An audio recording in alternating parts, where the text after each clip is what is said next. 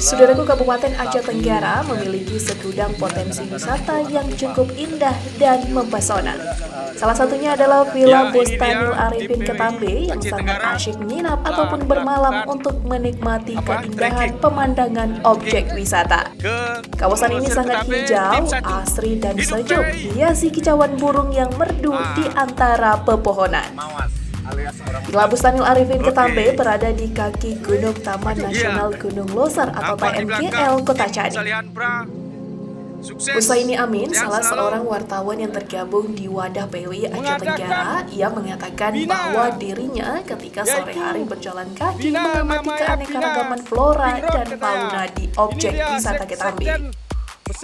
Selain melihat dan mengamati flora dan fauna, dirinya juga menikmati keindahan pemandangan objek wisata Ketambe di kawasan Taman Nasional Gunung Losar atau TNGL Kota Chadi yang membentang sungai alas yang cukup indah dan sejuk. Husaini mengatakan Villa Bustanul Arifin Ketambe ini sangat cocok untuk wisatawan lokal maupun mancanegara untuk melakukan trekking atau bertualang di hutan yang alami dengan fauna dan flora. Kawasan TNGL Ketambe asyiknya bermalam dengan keindahan kekayaan alam. Villa Bustanul Arifin Ketambe ini juga merupakan penginapan yang cocok dan nyaman kawasan Taman Nasional Gunung Losar yang memiliki luas ratusan hektar yang begitu hijau dan lindung dengan pepohonan yang besar. Di kawasan TNGL Ketambe ini juga dapat ditemui orangutan seperti keri dan monyet ekor panjang dan lainnya. Selain itu juga bisa menikmati kegiatan penjelajahan hutan Ketambe. Dapat juga menikmati arus sungai alas yang liar untuk rafting ataupun arung jeram lainnya. Lokasi Bukit Ketambe berada sekitar 25 km dari pusat kota Chadi dan juga tersedia sewa rubberboat yang murah berkisar 1 sampai 2 juta per harinya. Dari Aceh Tenggara, Asnawi Lui, Tribun Gayo.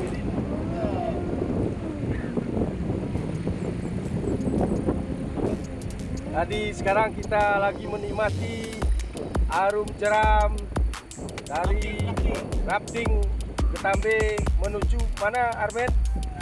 Naga Kesiangan bersama tim HPI Aceh Tenggara.